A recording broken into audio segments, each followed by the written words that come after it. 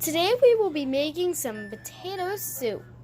Okay, so because they were out of the ham hocks, we are going to have to make our own flavor, build our own flavor off of that. Ham hocks are usually smoked, so I'm going to do a little bit of smoked paprika on with the seasonings as well as some other things. Shorter here, okay. So we're going to be using some garlic, smoked paprika, pepper, and salt to season the pork chops with. So I just eyeball it.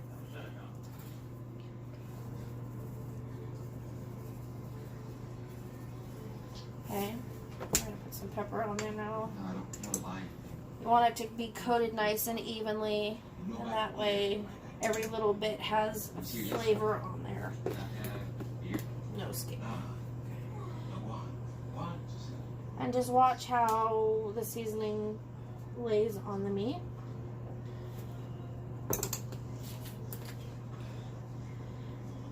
So also I have my cast iron skillet here, and I have it heating up at a medium level. And we want it smoking hot before we put the pork chops in. So here in a minute I'm going to add a little bit of oil to it. So it'll have that good sizzle. There you go. And it'll be extra crispy. That's right. So, remember to always season both sides. You want full flavor, it's got to go on both sides. And you want to keep it just as even. I forgot salt. Oh, yeah, I did. Thanks for catching me on that one. You're welcome.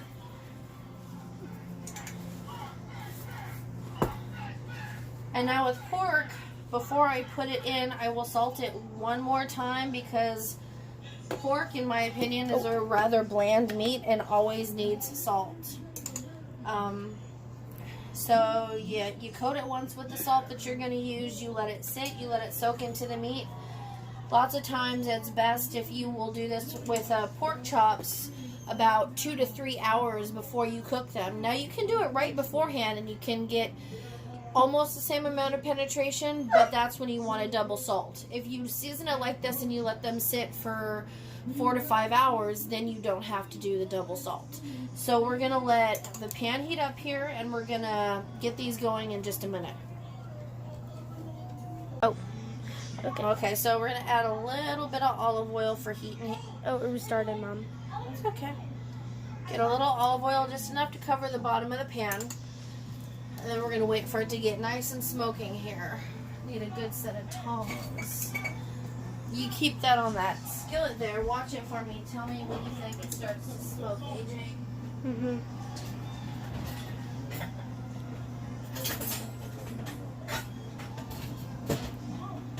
Is it getting close?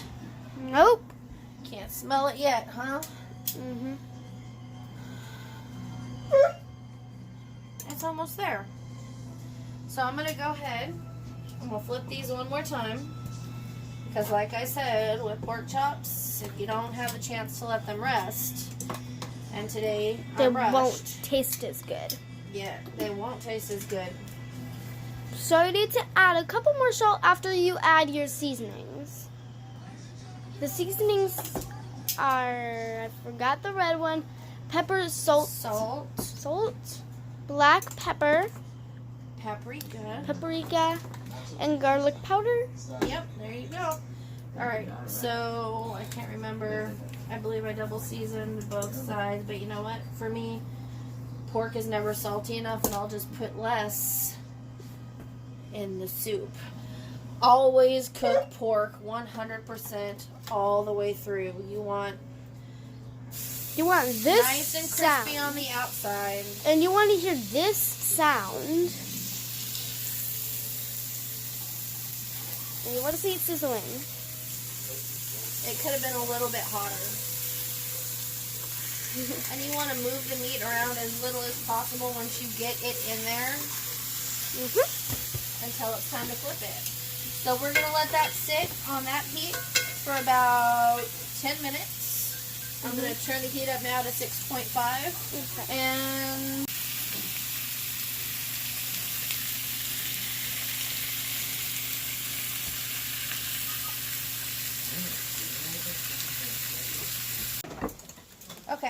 So we went ahead and we did our premix and just follow the instructions, but the only thing that you variate with is you add fresh corn, which we didn't do because I forgot to buy, cheddar cheese, and then 2 tablespoons of honey to give it a sweetness. And then you're going to want to scoop them like you would ice cream. And I'm using this silicone one here because apparently my son feels like throwing things. Oh, no, wait. The dog did it. Okay, so It flew out. that flew out. Yeah. That just literally flew out. Okay. Their normal activity. So we still have the pork going, except we broke it down. I took most of the meat off of the bone because it wasn't 100% cooked. And I cubed it up so that every little bite-sized piece is going to have flavor. But you want to leave the bone in because that's where you get the flavor from. It's from the bone. So just leave a little bit of meat on the bone. It accidentally showed my face. What? It accidentally showed a bit of your chin.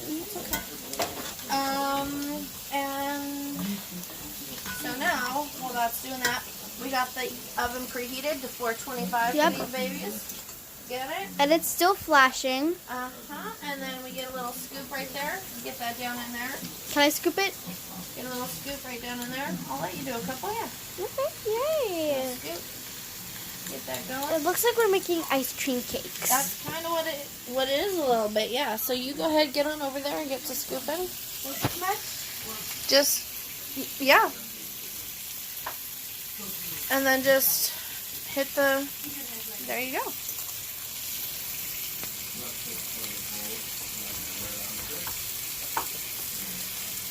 Now you want to do a full ice cream size scoop. Are you getting a full ice cream size scoop, AJ? Okay. Like this? Yeah.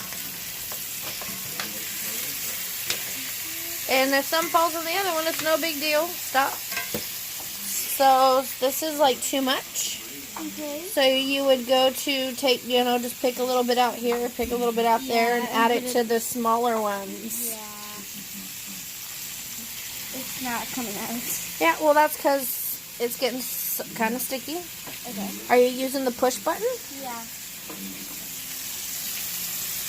Pork's looking nice and crispy.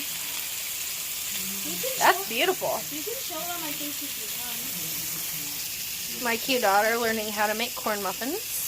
Which is my very first one because I only know how to make cake and brownies. There's only enough dough for the nuts. But when you get married, nobody can say you can't cook.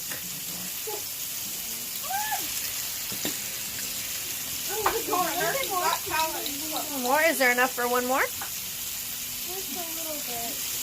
So scoop around the bowl really good and try to get as much as you can out of that bowl. I'm all about saving every last little bit. I get irritated when I see cooking shows and they leave a whole bunch of batter in the dish. It just drives me bonkers. So you got as much as you could. That's a good scoop. Go ahead and get that to us. A little help? Yep. Thank you. All right.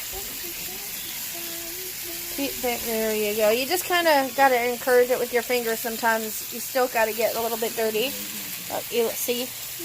Left that there. Don't worry, my hands are clean. I did, in fact, wash them. Now let's put everything in that. And then we're going to put that in the oven. See how that pork looks, you guys? See how it's got that nice This is not coming out. brownness around it. You want it to be nice and caramelized and brown all over because that's just all that pretty sugarized meat, you guys. All that flavor. So here's Jonas watching his fingers as he slices the potatoes into bite-sized pieces. You want them all roughly the same size and thickness, so then that way they all cook at the same time and some don't cook faster than others.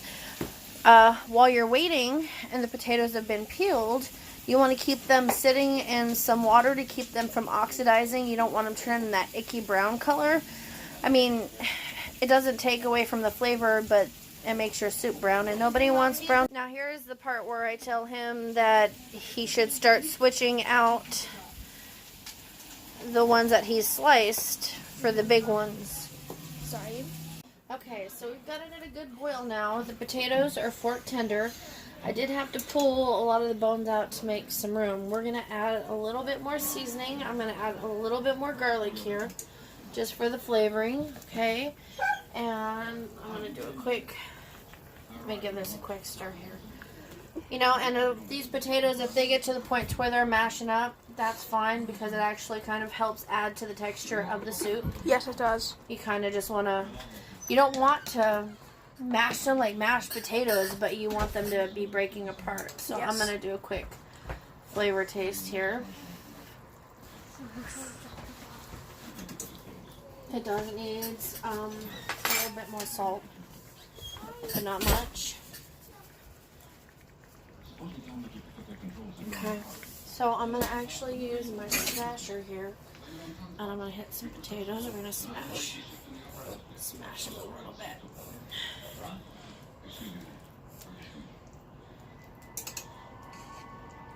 I want to leave some good chunky ones in there too.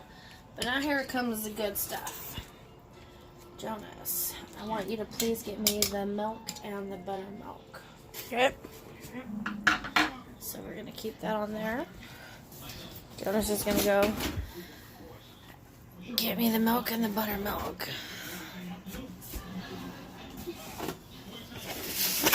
Okay. That's still boiling there, and we've got it on a very low simmer. Now watch what she does here. You're just going to kind of want to move it around, and you're going to want to put the milk up in an area that's not like directly in, but you want to do about a cup of the buttermilk. Mix that in there. Get that flavor in there. Close that. And Oh, here comes the milk. now the milk. I've got it pretty over full here. I'm going to have to get me a bigger stock pot, but now you've got that pretty creamy consistency. We're going to let that cook for a little while, and then I will show you how to thicken it up.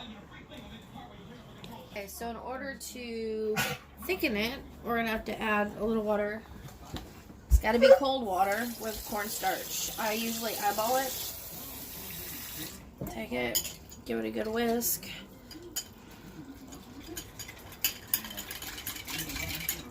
Make sure there's no lumps in there. And if it needs extra seasonings, this is the time to add it. So it needed a little more pepper, so I threw some pepper in with the cornstarch. Don't forget to get the corners and everything. Okay. Get it in there. It's all nice, well incorporated. And you're going to come over here. Okay, so You're gonna And dump you're it gonna in very just dump slowly. it in. Yep. Kind of move it all around a little bit. Yeah, this is not a good thing when your thing is overflowing, but that's okay. to make our wood chair, here's what. So it is just. Sorry. Put a little butter on top of that. And that will melt itself down there. Mm-hmm. Now we're gonna do the soup.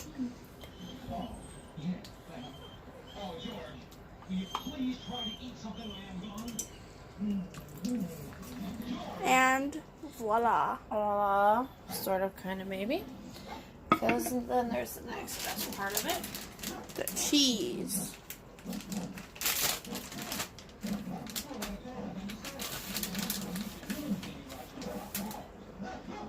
Some cheese on the top there.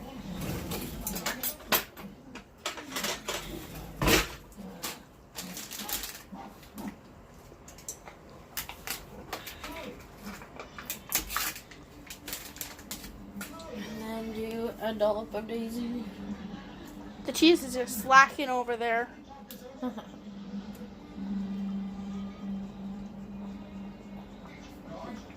And voila. And add onions. You most certainly can to this dish. I just can't because I'm allergic. Dinner served.